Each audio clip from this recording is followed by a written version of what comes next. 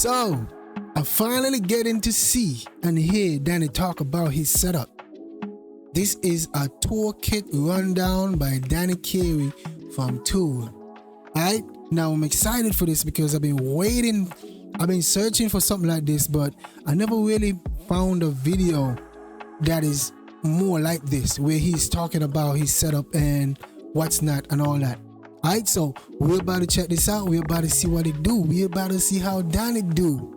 The legendary, man. This is the only octopus that ever survived on land for more than 60 years. I'm telling you. But anyways, man, look, we're about to check this out real quick. We're about to see what it do. So let's just hop right into this, man. Let's go.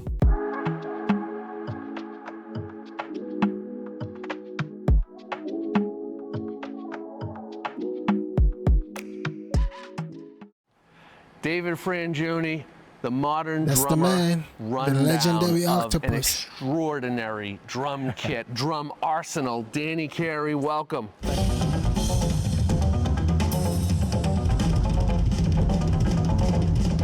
Woo!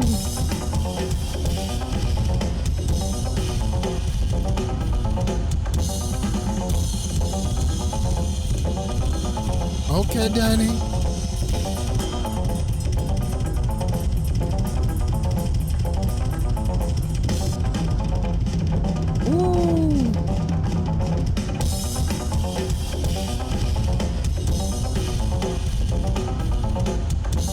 Ooh, bro, look at that graffiti on him, bro. Like, look at the graffiti on those drums. Bro, that is sick, bro. That is mad beautiful, man. How did they get that do? Is that painting? Is that like a printed design? Something, bro, that look crazy, though. To be honest, man, that look real crazy. I ain't even gonna lie. Thank you so much for having me. Man, thank you for allowing us the access to this masterpiece, really. And it's just beautiful, you know? And so we're gonna go through the kit and kind of take all the different layers of it, because this is truly a hybrid kit. Yeah, it's as much craziness as here, it is utilitarian in a way. I use it all, so it has to be here. Yeah. It's incredible, and the way Bro, Danny doesn't even look his age, bro. He look way younger than his age. You feel me? He look way younger, man. And if I was in this position, like me as a non-drummer, if I were to go there and stand up where Danny is, or even this guy is looking at this drum set, I wouldn't even know where to start. There's so many pieces around him, bro. I wouldn't even know where to start. Being honest with you, I'll be up there looking confused as hell. you use it in the way that the music that is created from this is just beyond drums, really. I can't take credit for all of that. Well, I'll give you credit for it. A fourth of it. Yeah. A fourth of it. Just because you're playing melodies and rhythms and parts as much as you're playing drums in the traditional sense. Yeah, well, I try to contribute however I can just to make the song do its job. You know, that's my job. So. Well, it sounds awesome, and we're going to go through the kit. So let's start with the visual first, and then we'll get into the technical. I've never seen this finished before. Oh yeah, it's a one-off. Yeah, that is beautiful. Alex Gray was kind enough to paint the drum kit for me, and it's painted. He's responsible for a lot of the artwork on the last 4 Tool records. So I thought it made sense to try to hit him up, and he was kind enough to oblige me, and you get this masterpiece. It is a masterpiece, man. That is so beautiful. Fits with the whole theme of the last record, and it's beautiful. And it's a one of one. Yeah. This is it. And now the gong drum has on the other side, but I understand that's a portrait of some. Yeah, that's me. That's you. With my skin missing, and it's kind of a sonic diagram. What? Bro, that's crazy, bro. Look at that, yo. That is mad beautiful, man.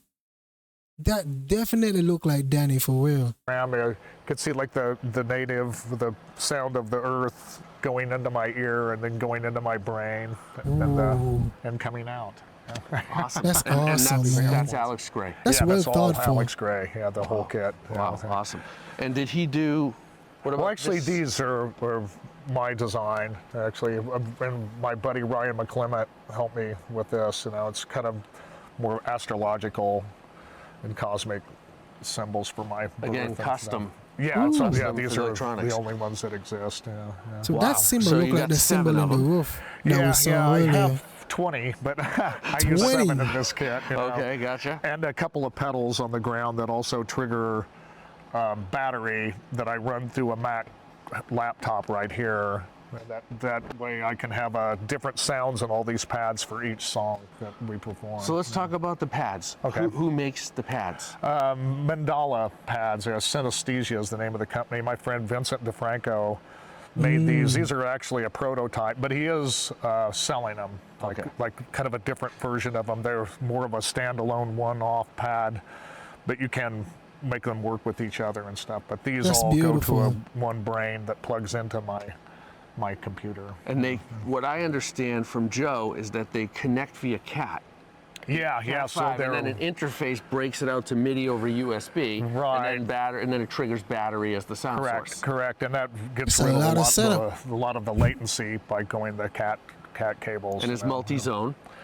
Yeah, they read MIDI like 0 to 127 from the center to the edge, so I can. Multi-zone? Does it mean that he could play 2 different sounds or 3 different sounds on that same pad? Apply that to any parameter like panning or dynamics or opening filters, or it's kind of endless in that way. Wow. And I can also program it to where there's 3 different sections in here where I could have a conga slap in the middle and a conga, open, or make it do 3 different Bro, samples. really in that love can with be this setup, manipulated in man. that way too. Wow, it is endless. So you've got the entire MIDI controller range. It can be Yeah, triggered as you totally. change location on the pad. Yeah, And yeah.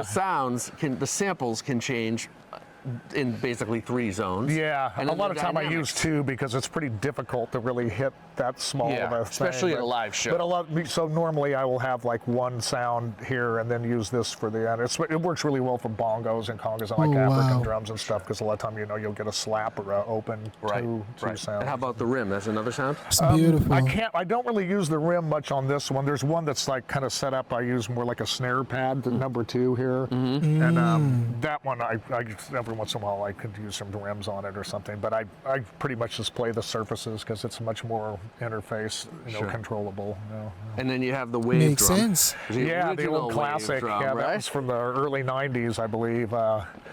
They make the newer ones, but I know I got attached to this one. It's more analog. It has a little more character. It's like FM synthesis, and it has kind of algorithms that you can start with and then manipulate them in a lot of different ways. And it has a little more punch and which I need actually to get over Adam and Justin's volume. Has a lot more character. You need to have things that speak well to get over their volume. Facts, man. And they Facts. have that cut through it. So Yeah. you've modified the sounds and created what works for you using that. And a lot of them are kind of tuned, so you definitely have to tune them to whatever key we're in and things like that. Right. Yeah. And then, I guess staying with electronics. I must say, man, that's pretty awesome, man, that he could do that. So he don't have to actually change out these all the time. He could tune them in right from his computer. Man, talk about modern days, bro. We have a hand sonic. Yeah, I've leaned on this pretty heavily on 10,000 Days and on the last record too. It 10,000 has Days. quite a Here few we go. parts that I use on that. And I use it a lot in between songs too to kind of fill the space while the guys are tuning and stuff. So I that's can kind cool. of just make up little ditties on that. And playing the actual pads there, not triggering externally, but using that. Yeah, I use my fingers on this all the cool. time. I really don't use sticks on it much because it's more friendly to fingers, I think. Right, right. Yeah. Awesome, man. And then we have the Buchla.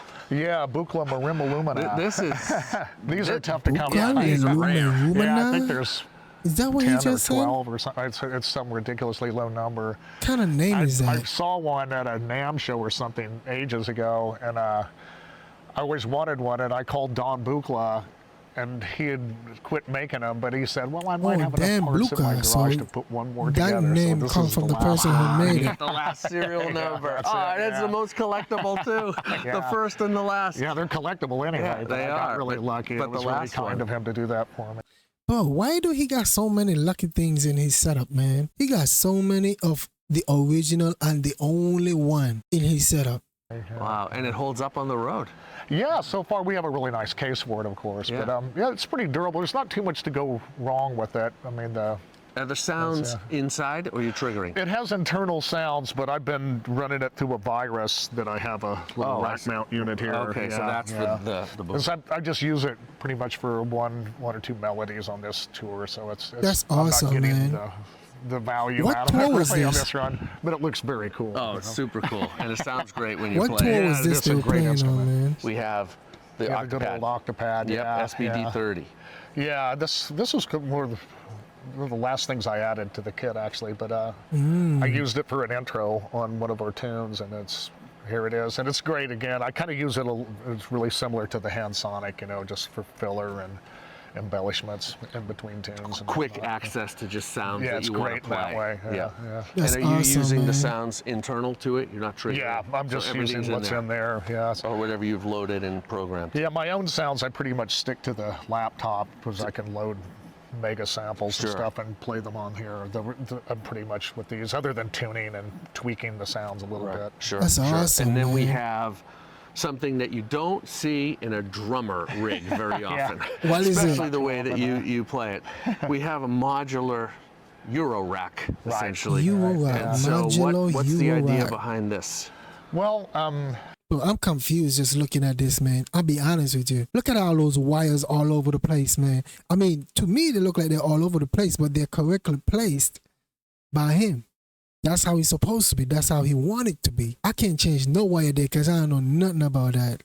I'm going to be honest with you, man. I was always a big Billy Cobham fan. I remember on the Spectrum record, he did a couple of solos, like that sounded like maybe it was to an ARP sequencer or something, you know, Sure, and that always struck me as something really cool. So when we were doing the last album, we did a piece called the Chocolate Chip Trip, because they gave us chocolate chip cookies every day at the studio.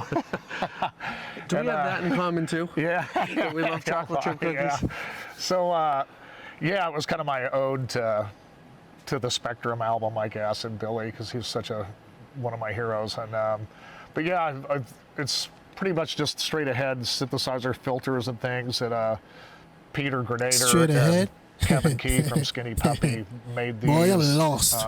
Plan B was the name of his company back then, and then this is the sequencer and a file I wanna see sample holder, too. and then this is kind of more effects down here, reverbs and Okay. delays and things like that. I see. So the sequencer is running. These are the oscillators, Yeah, essentially, exactly. the sound modules. Oscillators and filters, pretty much. Oh, up nice. Here. Man, I can't say that I'm not learning nothing here, man. But my question is, do Danny, does he ever train anybody, like teach anybody about drumming before? Now, I know his talent is his, but I think that he could share some of his skills with some people. Like he could help people develop a skill particular to his. You understand what I'm saying? So I'm wondering, have he ever done that, or is he doing it now knowing that he's getting to an age where he might retire soon? You feel me? Like, is he training anybody that could probably match his play style or do the things he does? And then some those are the VCAs effects. and things, a little bit of other stuff down here, but that's another sequencer there that kind of controls filters and things. But then like make noise. They're famous in this world for good effects and stuff. So. And then this is running the sequencer now, right? So that'll keep running, and then you'll just Yeah, you'll you can turn it up. have a little bit on it maybe. Ooh. I have like 8 different voices, and I just kind of pull them in and out, and I have different Oh, programs. wow. I can put it into That's 7 awesome, or bro. 15 or Oh, wow. 6 or 12 or whatever. Right, so right. I Pretty try to mix awesome it up if you night ask to night me. just to keep it interesting for Oh, me that's and awesome. the crowd, I suppose. Yeah. Right. And so it's really you're performing whatever the sequence is going to be. Like Yeah, it's a, I it's have like to it's a kinda- creative decision on the fly, essentially. Yeah, pretty much. Yeah, I Wow. try to keep it that part completely improv, you know. That's a lot of keeps it focusing he interesting gotta 'cause, do. You know, after you're on the road playing the same songs for months at a time, you know, you got to keep something inspiring, young, fresh. I love it. Well, Yeah, That's awesome, amazing. man. So now let's get to the drums. We have this awesome That setup sonar is so beautiful, drum set. man. yeah. I had the This setup, look at this setup, man. And then the light beaming onto it makes it look so much more beautiful. That little purple kind of light that beaming onto it, purple lilac color right there, man, that make the drums look so much more beautiful. Just look at that setup, my guy. Must feel good playing this, man. Must feel good being around this. This look comfortable as hell, bro. the sonar guys. I was a big fan of the old signature babingas and stuff from the 80s, you know, and I found that I really loved the small toms that had the really thick shells, and but I found sometimes the low end didn't resonate quite as well in those, and I liked the thinner shells. So what I did, I had them make each shell, this one's really thick, and they gradually get thinner as the drums get bigger. That's Ooh, that's smart. really worked well for me. I don't. And the bass drums Maybe they too. didn't believe me because I don't think they sell these. But the bass drums are pretty thin too. Okay.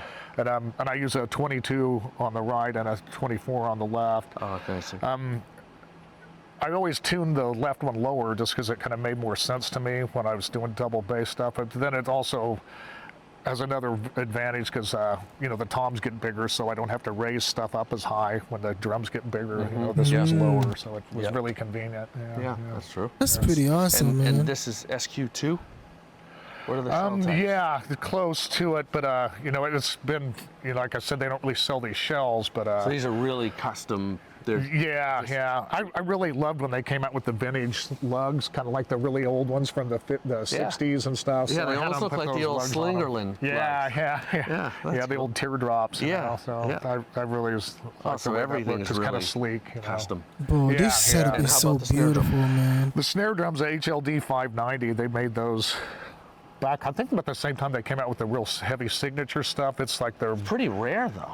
Right? Yeah, I'm I not haven't sure. seen many Yeah, of those. when I first got my endorsement, I got that snare drum was the first thing I wanted just because I loved it so much. Yeah, and it's heavy. Yeah, extremely, probably 50 pounds or something. Yeah, I would when you get guess. that big 50 pounds, brother? So how much does this whole setup weigh, bro? Oh my God. thick case. Yeah, yeah, it's a beauty. I've got a 10 lug and a 12 lug, and I got the 12 lug from John Tempesta in a trade, you know. Oh, wow. But I wanted to have one because I go through 2 or 3 snare heads every night when I'm playing, so I'm hit pretty hard, and Oh my so that way I can God. swap it out and keep a consistency going. But sometimes I like the variety too. I use a couple other drums in the arsenal. I have a Dunnett back there that he made He for said me, he and popped up to 3 of and a few those. other things, you know, but Always so deep. just very. You always Yeah, go for like usually an 8s. I like 8s, and it's just kind of my sound, I guess, that I've gotten used to. Yeah. And Roto Tom, is that an ode to Bruford? Pretty much. I'd Swirl and Terry, of course. You Terry, know, yeah. yeah. Question, who is this guy interviewing him? 'Cause he seems to know pretty much a lot about drumming in general. So is he a drummer? Were he a drummer? Who is he? I need to know who is he. I was a big Bozio fan. I loved all the missing person stuff back in the day. And Sure.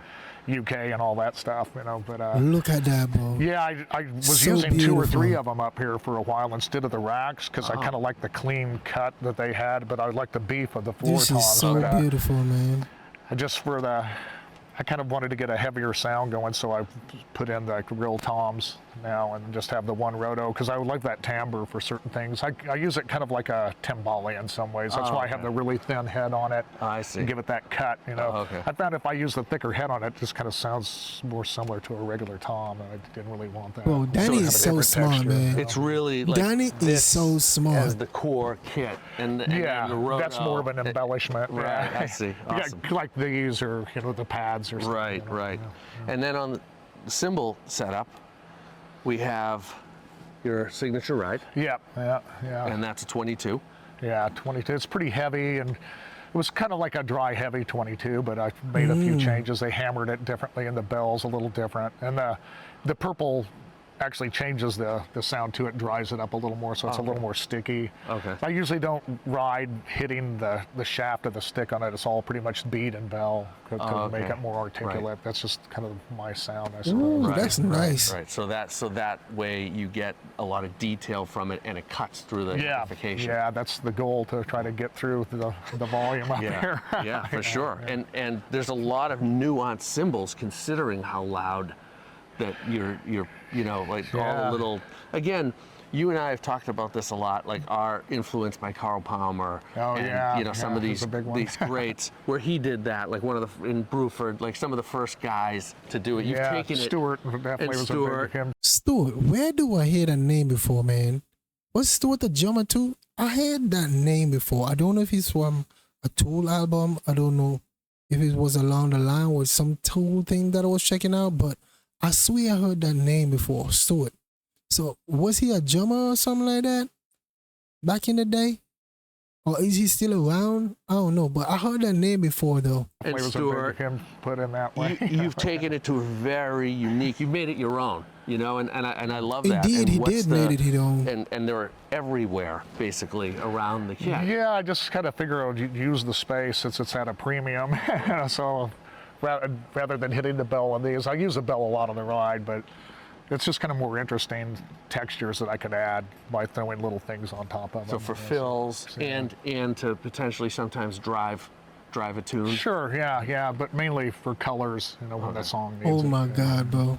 And we have the splashes, no This guy think of everything. Hat, just the one hat. Yeah, just the one hat. Space was kind of What is the hat? a premium over here. I really wanted to have my pads on this side and this side. It just feels easier to play that way. And but you have so I moved the hi-hat over here, and it's just what is the hat? Cable, what is he talking about? The and hat. then you have that effect symbol. Yeah, that's kind of just a trashy thing, you know, man. So and then another China. Up a bit. Yeah, this is 22 thin. This one I've been using those ever since I first got my endorsement. I fell in love with them. They quit making them for a while, but I think they're doing them again now.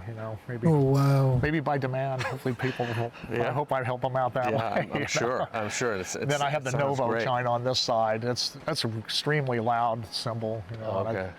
A 24. Yeah. That's a powerful That's one. beautiful, Yeah. bro. Yeah, you have to treat it with care. Yeah. Treat it with care. It'll cut through anything. Yeah. And everyone, when in the link, you're going to see all the sizes. We're going to go into all the details. Okay. We don't have to go through them this very second, but we'll have all the details of exactly the sizes of the cymbals and the drums, and 2 gongs. So yeah. You have this bad boy. Yeah, it's a 38 symphonic, I believe. I had a 40 for a while that got kind of beat, and it was a little tough without warming it up. This is faster and more responsive because I usually don't have time to warm it up. It's like right in the middle of the songs and stuff, so I just give it a good whack, and it responds really well. So, the other one's more of the Earth Gong. It's more of a, I don't know, a novelty item, I guess. Well, it's a showpiece. Oh yeah, but it's cool. I can do a little solo-y thing on it. It's awesome. It's just what a genius instrument, though. The amount of sounds Bro, and I'm gonna be real with you. I never witnessed nothing like this when it comes to a drum setup, man. Never witnessed nothing like this. I'm so happy they decided to do this, man, because from when I first started listening to, I pick up on Danny early. I didn't know his name and anything, but I pick up on the drumming early. I was like, man, that's some crazy drumming. So actually see the setup right now and to see all his instruments, what he used, I'm happy that I choose to do this, man. Real talk. I'm very happy to go through this. overtones and things that come out of it. It's inspiring in itself. You can just hit it once and be mesmerized. Educated myself it's a as I beautiful go. Instrument. Wow. Yeah. Wow. And every night you play that during the show. I have been on this run and the one before. I kind of sometimes I'll lose it just to do something different, but it's fun now. I'm enjoying it. Yeah. And then your bass drum pedals, you're playing the Pearl.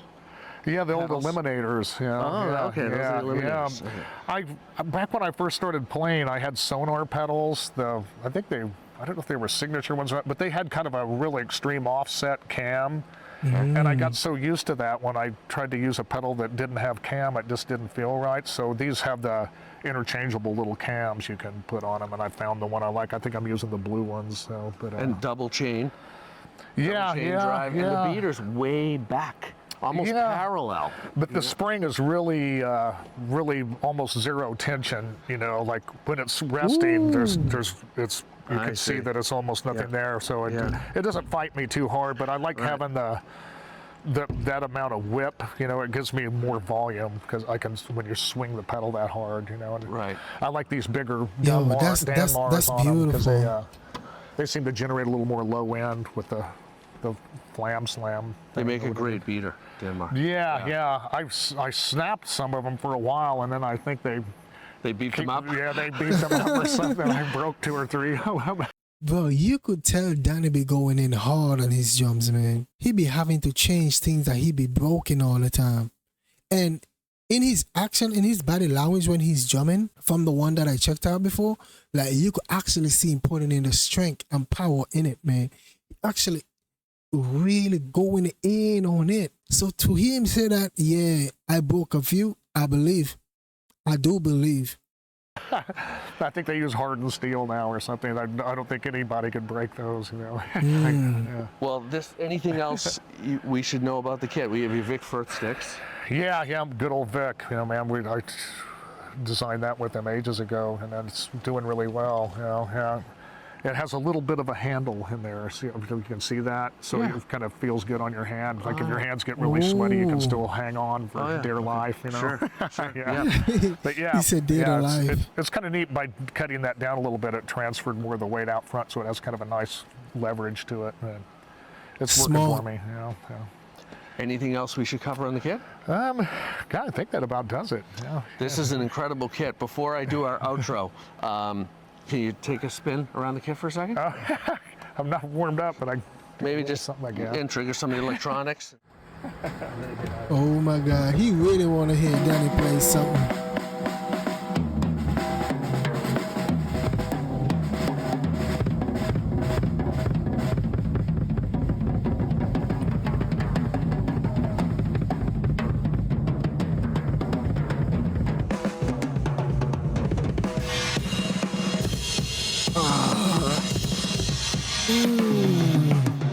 Y'all already know I love those drum rolls, man. Stop playing.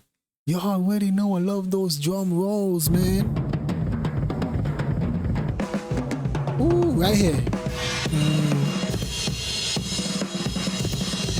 Bro, that is so nice, bro.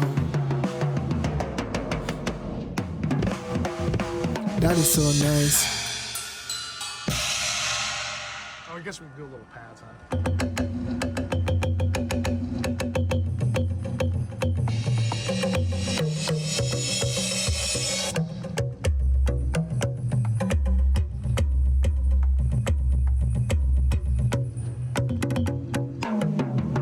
That's beautiful, bro.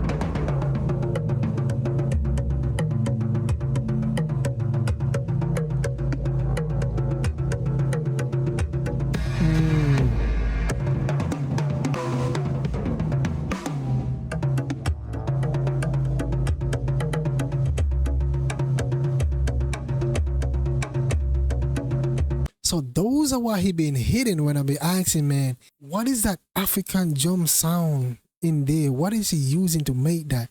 Now I know what he's using to make that, man. So freaking beautiful.